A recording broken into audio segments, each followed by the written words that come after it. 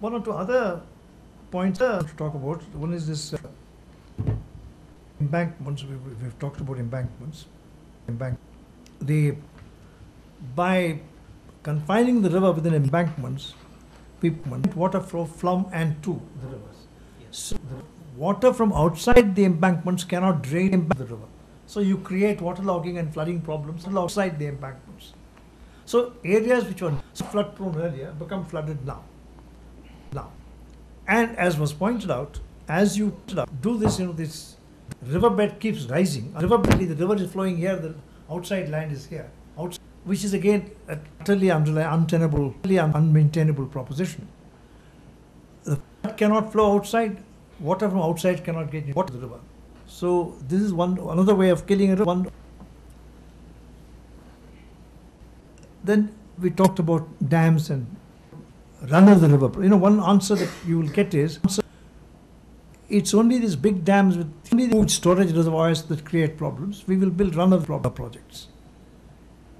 Now, a run of river project is a misleading term. It doesn't mean that you're generating electricity as the river runs. You've got to raise the water level, run it down penstock pipes in order to generate electricity. How do you raise the water level? By raising a dam. So a run of the river project also is a dam. And some of the run of the river projects have higher dams than storage dams. The Bhakra dam is higher than the Bhakra dam, than the Narmada dam, Sardar Sarovar. So this is a very misleading term. And another point is, the theory is that in a run of the river project there is no storage. In other words, whatever water is diverted for power generation goes back to the river. So what is the problem? The problem is, you divert the water here, you put it back into the river here. In between there is a dry patch. What does that do to the river?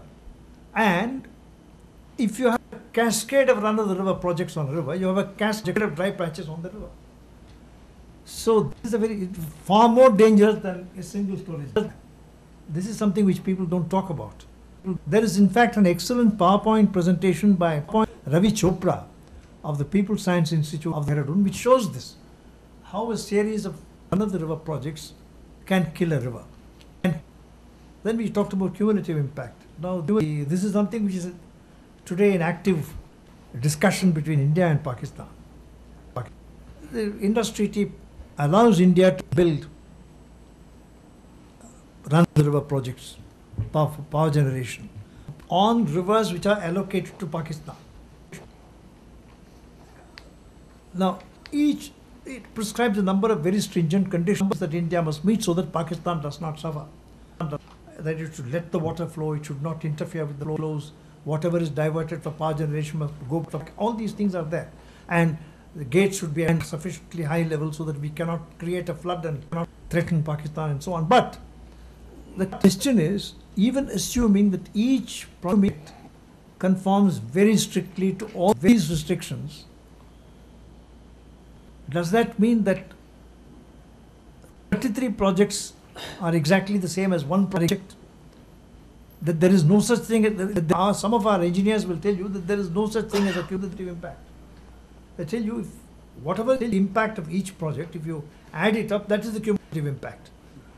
But that is not so. We ourselves recognize that this is not so. That is why we commissioned a cumulative impact study on the Ganga. So this is something which needs to be done on wherever you build a multiplicity of dams, we need, as Dr. Bandyopadhyay was pointing out, we are worried about, we are building one dam and we are building a multiple number of dams on the same rivers.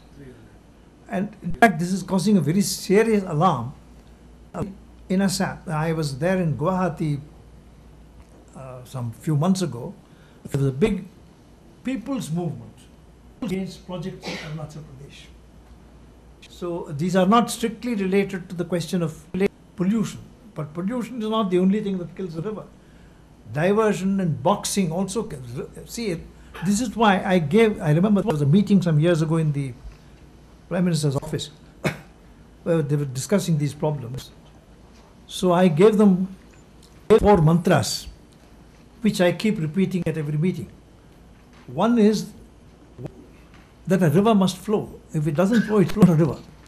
Now, if by successive diversions and abstractions you dry up a river, it's no longer a river. This has happened to many American rivers. Now they are trying to change course. Perhaps it has not yet happened to many rivers in India, but it will happen if you pursue this path. So a river must flow. The second thing is, a river needs space. Every few years, once in 4 years, 5 years, 10 years, floods will come. You just cannot stop. The very phrase flood control is a wrong expression. You cannot control floods. Floods will come. And when the floods come, the river needs space to accommodate the floods. Partly it dissipates the energy of the flood so that the damage is less. Partly it deposits silt, it provides benefits, but flood must spread. Now you don't give the river the space for the floods. You do not recognize that the floodplain is an integral part of the river. You kill the river. That's what's happening to Yamuna. It's not merely that we are dumping pollution into the river Yamuna. We are not letting the river flow. It is because we have diverted all the waters away from Yamuna. What flows past Delhi is not the river. It is the sewage water. Without that, there will be no water in the river. People don't realize this. But what you are seeing as what you think is the river water flowing in the Yamuna is sewage. So it's not a question of Yamuna getting polluted. It's not the Yamuna at all. So this is something which needs to be understood. So a river must have space. A river is not a drain. The engineers talks about a river draining a catchment. Essentially, from an engineering point of view, a river is a drain. Drain meaning a conduit for water. The function of the river, according to the engineer, is to take the water from the catchment area and put it into the sea. But that's not the only function that it performs. It performs many other functions. It supports aquatic life. It supports human populations. It provides livelihoods to hundreds of thousands of people. It supports fish and birds and so on. It supports vegetation. It is an ecological system. It controls the microclimate. So it recharges the groundwater. So when you divert waters away, you are affecting downstream populations who are dependent on the river. Your downstream aquatic life, the river regime itself, the health of the river, you affect the estuary. So see, these are all the consequences of damming and diverting and thinking that the river is a drain. A river is not a drain. So a river is not a drain. A river must flow. A river needs space, and a river is itself an ecological system and part of a larger ecological system. So you cannot protect a river unless you protect the larger ecological system. So saving a river, preventing a river from dying, requires much more than attending just to the water flow. You have to attend to the total ecological system of which the river is a part. So I thought I would just mention some of these things. But these are some of the lessons that come from all these dozen studies that we've had. You found if you take Palar, Palar and Tirupur, the industries are dumping sheer poison into the river. The river has been killed. Not only agriculture cannot be practiced, the water cannot be drunk, it can be used for no purpose whatsoever.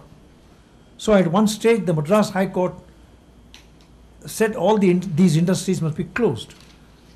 But then you found that it supports employment of a very large number. It provides a lot of foreign exchange. So foreign exchange becomes more important than the health of the river. So these economic justifications need to be reconsidered. This is why, it comes back to the larger question. What kind of development are we aiming at? So another instance was I forget which river it was. There was a slaughterhouse located close to the river. So from time to time, what flowed in the river was blood. I forget which river it was. Perhaps it was the Kali River in Uttar Pradesh, do you remember? I think it was, perhaps. Anyway, so I thought I would mention some of these things. Now we need to rethink this whole thing. There are three parts to this thing. What we need to do about protecting the river itself as a flow of water. Don't constrain it. Don't obstruct it with structures. And also, very important, don't mind the sand from its bed. You know, you take away sand from the riverbed, that's also another way of killing a river.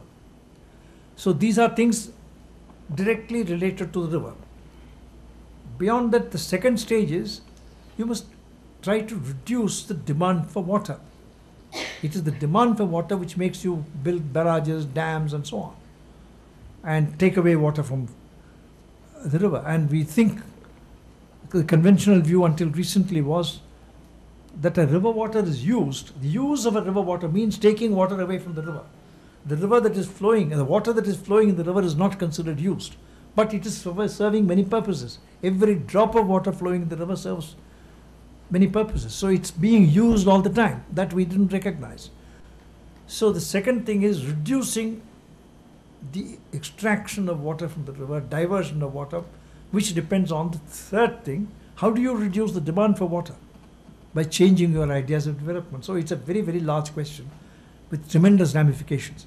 So I think I'm waiting for the written papers to come so that we can put them all together and see what lessons emerge from this and what needs to be done. So I think at this stage I didn't expect that this discussion will go on till 1:30, but it has. So successful meeting, I think. It's been a very useful and rich discussion. Thank you very much, all the panelists, and thank you for the audience. Thank you very much.